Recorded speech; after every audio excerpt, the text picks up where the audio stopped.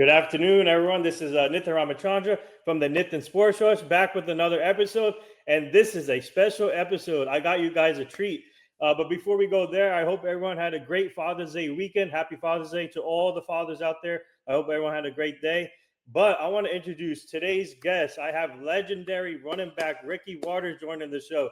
He is a Super Bowl champion from the San Francisco 49ers. He also won the national championship with Notre Dame, and what two legendary teams he played for. He also played for the Philadelphia Eagles, which we'll get to. We'll talk about his journey, his book. He has a book out there. He's doing a lot of things in the community now. We'll get to how he got into football and winning those championships. And without further ado, Ricky Watters, thank you for joining. Shout out to your manager, Justin Brown, for setting up.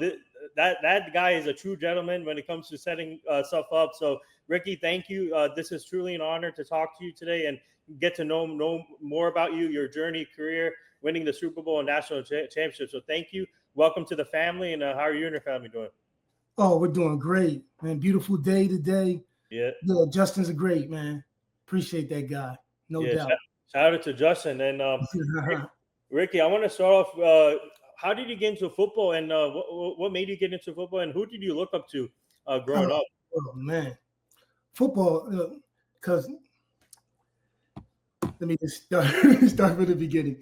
Because it's funny, because at first I started out, I was playing basketball more than I was playing football, but the football is just something that's, when you're in Pennsylvania, you grew up in Pennsylvania, football is huge, and everybody's playing football. I was a little skinny guy, though, when I was younger, so that's why I didn't know that any of this would ever happen in football the way it did. Shout out to my mom and dad, first of all. I mean, without them, none of it could have happened for me. My parents, they instilled things in me that gave me the chance to even be able to be great in anything, let alone football. But one of the things is like my dad, he was a veteran, a war veteran. He was a frontline soldier in the Army, so he was tough, and he gave me that toughness, and he definitely pushed me to be the best I could be. And even though he was tough on me, he was also very loving and very nurturing, and he talked to me a lot. So he is the single most person that I would have to say put me on this path that I'm on, and my mom as well, who was a nurse, and she was very loving as well, and she taught me a lot about believing in myself, the belief system, and really trusting in yourself. And those things obviously worked a lot. But what my dad did, I have to expand more on my dad, because what he did was, the fact that he was in the Army, like I told you what he did, he stepped on a landmine, got blown over a ravine. He had half a calf, really couldn't run with me, but he was out there with me all the time. He was out there with me, throwing the ball to me, teaching me how to baseball, basketball, football. He loved all those sports. So he would work with me on all those things. And the things that he couldn't do, he got the guys in the hood. I lived in the neighborhood, inner city, by the train tracks. So it was a tough place to find a place that you could even play or have some fun. We had to play either in the street or on the parking lots, or at these there was a lot of big parking lots there, and also little grass places. I wouldn't even call it a big nice grass place. It was rough places. I mean, I'm talking about there's glass there. I stepped on a couple nails before, different things like that, out there playing. But getting back to the story, my dad used these people in the neighborhood, these young people who were older than I was. So they were like 4 and 5 years older than me, but they were the ones that would make me tough. I can't tell you how many times I had the wind knocked out of me, or how many times I had, busted lip or, bloody nose playing football, because we played rough, and we always wanted to play tackle. But we only could play tackle if we had some grass, right? And at the time we didn't have the grass. And then also when it snowed, because I was in Pennsylvania. So when it snowed, we would play tackle in the snow. But most of the time we played, it was 2-hand touch, and then it turned into 1-hand touch because it was too hard to touch people with 2 hands. And I remember when I started out, and it was easy to get me, and I was probably the last one picked most of the time because I was the youngest guy out there, and I couldn't really catch that good. And so they, didn't really want me on their team at first, but they still knew that my dad wanted me out there, and they loved my dad, and they was like, yeah, we'll let them play with us and all that kind of stuff. But I remember when it started to switch and it started to change a little bit, and it got to the point where they couldn't tag me. They couldn't tackle me, but they couldn't tag me. So I remember we played a lot of games like that too. We played freeze tag. We played, hide and go seek and stuff like that. And we used to play this game kind of, we had a lot of names for it, but it was kind of, one of the names I remember was Ringo Roundup. So it's like one person would be it, then they get somebody else, and both of them are it, and then everybody until you get everybody. And I remember when it became a situation where I was the last one and everyone's trying to get me. Right. And how hard it was for them to get me because you could run wherever you wanted to. Yeah. So, you can run between cars, you can do whatever you want. You run down the alleyway, whatever, to get away from these guys. And I really credit those things with getting me ready for what my journey would really be and getting me on this unique path that I was on and getting how I learned these unique skills that I needed to be able to do it. So long story short, it was crazy once I started playing. Right. People my age. They couldn't tackle me. They couldn't tag me. They couldn't, so it was kind of funny, fun for me. So that's when I was playing, like I said, I was playing football, basketball, and baseball. So I was playing all the sports, but football was most like what I was doing around the hood, like what we would do when we go out and play. And so I was like, man, this is so much fun. And I remember when my dad told my friends, because he had a van, and he said, I'm gonna take you guys. We got to go see Ricky. I want you guys to see what you guys did for him. I know it was tough. I know, he would cry and different things at first when he was playing with you guys, and you guys made him tough. But he was like, man, you got to see what he's become now. He's playing in grade school. So I remember when they all came to see me and everything, and I wasn't really thinking much about it because I was, trying to play and trying to focus and learning the plays and doing everything that you have to do. But I had a fantastic day that day, and they just could not believe it. And I remember when we went back, and just the love that I was receiving from them felt so good that it made me want to keep playing football, and it made me want to do better even and continue to do better. So that is how I got into football. But then once I got in there and started playing so well and scoring touchdowns and doing, I was a quarterback at first. I was playing. That's why I had number 12. Yeah. Even in high school, I had number 12 when I first started out because I was a quarterback, but I was running all these touchdowns and I was running back kicks and punts. And so the offense wasn't even getting on the field a lot of times because I was, scoring so much, but it was so much fun to me. That's when I got into it. And that's when I started following football and looking at guys like Walter Payton. Yeah. Oh my God. Tony Dorsett, was there. He in the Pennsylvania area. He was at Pitt, watching him at Pitt. And then he went to the Cowboys and watching those guys, I said, man, I want to be like that. I want to be like that. I want to be. And for some reason, I gravitated towards the running back. Mm-hmm. That's who I like to watch. I loved watching Eric Dickerson, O.J. Simpson, all these guys. I loved watching them. I loved watching their tapes, even, guys that I didn't see at that time, like Jim Brown, who wasn't playing at that time, but I saw his films, and I'm looking at him, and it's unreal, when you watch his films and how he's running through everybody. And that's what I always wanted to be. So even when I was playing other positions, I always wanted to play the running back position. And I think that's why that took off the way it did. And the way that it did. Well, that's amazing. What a story there. First of all, I just want to say thank you to your father and mother for their service. Because serving in the military and your mom being a nurse, that's 2 fields that's tough for everyone to do. So thank you to them for their service. Yeah. So I want to talk about that's an amazing story. Talk about for you.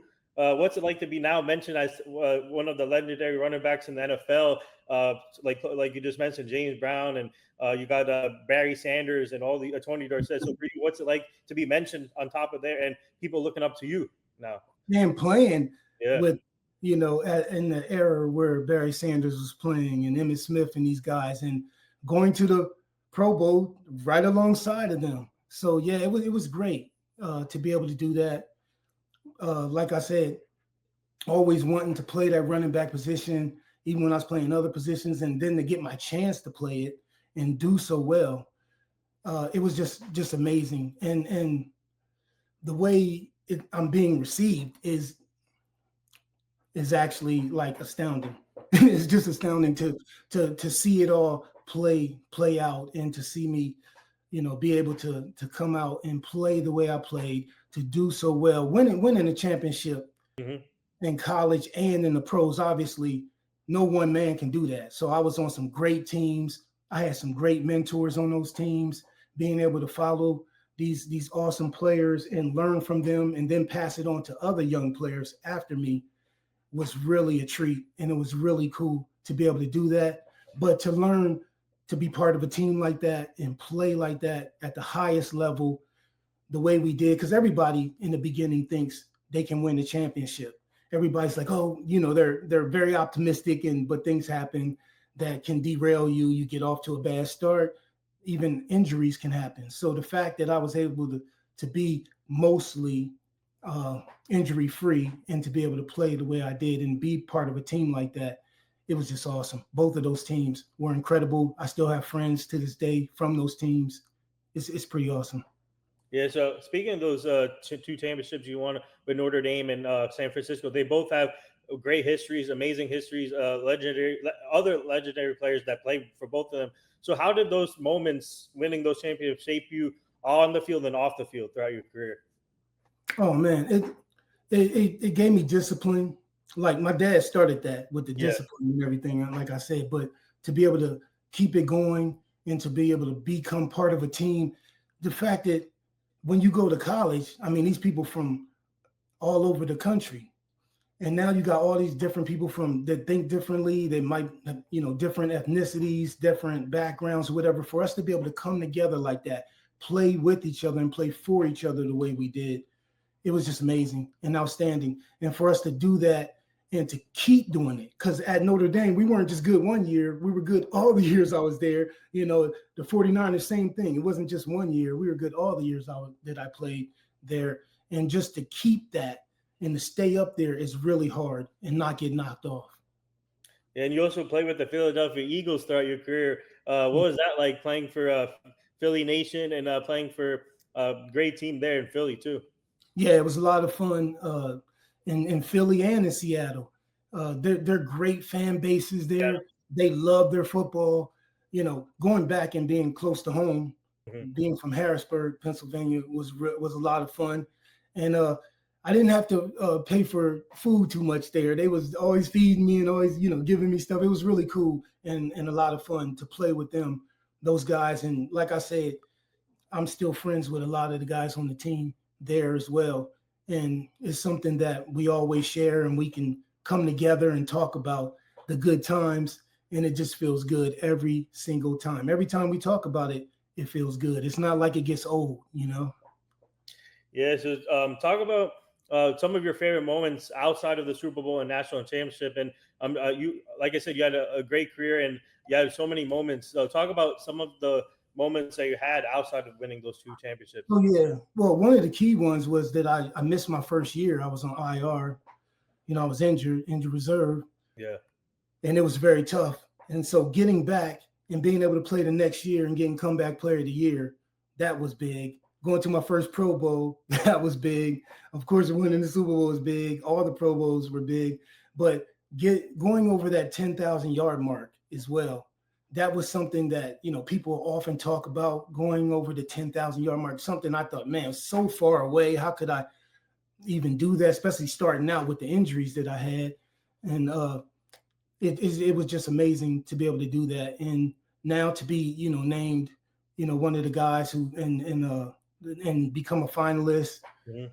for the Hall of Fame and stuff like that. And people are mentioning me like that. So many fans come up to me that are not even fans of my team. And they say, I'm not a fan of your team, but I'm a fan of you. So many guys, out here in the Bay Area, they got these Raider Nation stuff on, but they're like, you're my guy. Mhm. And I appreciate that big time. Hey, you deserve to be in the Hall of Fame, man. Ricky Waters, man. You got you got an awesome career, and people and for you the type of running back you were, you're amazing on the field, and you deserve to be in the Hall of Fame, and hopefully that happens for you because and it's great to see all these fans mentioning you in a positive way. Yeah, definitely. I love it, man. I love being around the fans. That's why I do this, man. Yeah. I like to be able to get my story out there because I think that it helps people. People see that it wasn't so easy for me and I had to fight through, tough times and different things like that, but that you can make it. If you believe in yourself, if you stand up for yourself and you are willing to work, you can make it too. Yeah. So tell us what so playing for Seattle and Philly and the Notre Dame and 49ers, just talk about how grateful are you to be in this position now after your career, looking back and then seeing that you play with those teams playing and winning the championship and having a successful career and having your parents behind your back since day one. So what's that like for you? Like take us back to that. Like what does that whole thing mean to you? Oh, it means so much. I mean, first of all, I have not much left to prove for sure, that I actually did it all, but also the fact that I had so much help. I had so many people behind me, that I had the mentors that I had my parents there from day one, helping me like that and doing all the things that they did for me and putting me in Catholic school and private school and things that it was tough being from the hood, wearing the outfits that I had to wear, the uniforms that we had to wear. It wasn't always a cool thing for the people around me, but for me to win everybody over, even to go to these different teams, you have to win your teammates over. You have to win your coaches over. You have to also, even to make the team, but then you also have to win over the fans. And I feel like I've done that every place that I've been, and I'm still doing that. And the fact that now I can go and make speeches and do the things that I do and talk to the kids and help so many different people. Like I said, I've helped a lot of younger running backs who are under me because that's what happened with me. There were guys over me and they helped me to become the player that I am. And I helped those guys, So, I mean, it's just a lot of fun to be able to do that. It's I have so much gratitude and, it's very gratifying to be able to have had such a great career like that and to do all the things that I did and to still be here today and still able to give back, because that's what it's all about for me now, is giving back. Yeah. So speaking of that, giving back to the community, and what are some after your career? What are some things that you're working on? I know you have a book. That we'll get to your book, but talk about what are you working on now outside of the book and helping out the community and doing events and all. Yeah, well, one thing that I love doing, I get to speak to a lot of kids now, and I get to tell my story, and I get to help them with their life and the things that they're going through my stories and the hardships that I had and the things that I had to go through, and to be able to go to even companies and stuff and talk to them as well. It's just been awesome. And the way I've been received, the way the book has been received, they understand the book, they understand why I wrote it. They understand that it's I was adopted. Yeah. That I paid that forward. That's my two kids on the book. That's actually we have a picture of it too. The producer. There you go. Yeah, there it is. That's my oldest and my youngest, and my youngest was adopted as well. And just the whole story of it and the love and what it meant to us, what he brought to our family. It's not only just we brought him in and helped him and took care of him. He brought a lot to our family as well. And so it's just a heartfelt, heartwarming story, and everyone's loving it. And I get to hold it up and read to all these kids, and it's just so much fun. And even my last one, there was only one kid. It was all grown-ups, but they wanted me to read the book as well because they loved it so much, and they get what it's all about and how it's so important to me and why I put it out. You know, why I put it out. It was something that I wrote a long time ago, but I just put it out because it's needed right now. And it's a great timing for it. And it's just a lot of fun to do. And our fans can find it on Amazon, right? Amazon? Yup. Amazon, Borders, rickyborders.com. You know, come holler at me and look at, we got pictures, we got things going on there as well. Yeah, so you must have had an amazing Father's Day yesterday then. Yes. Oh man, no doubt. My kids are awesome. Yeah. You know, one of them's in Europe right now. He's my little tennis guy. He plays tennis, and I'm hoping someday he can reach the heights that he wants to reach because he's really focused on tennis and he practices hard and he deserves it. So there you have it, Ricky Waters, Super Bowl champion, national champion, 5-time Pro Bowl. Thank you for joining the show, Ricky. This was truly an honor, and shout out to Justin Brown again for setting this up. Thank you. Right on. Appreciate you guys. Thank you.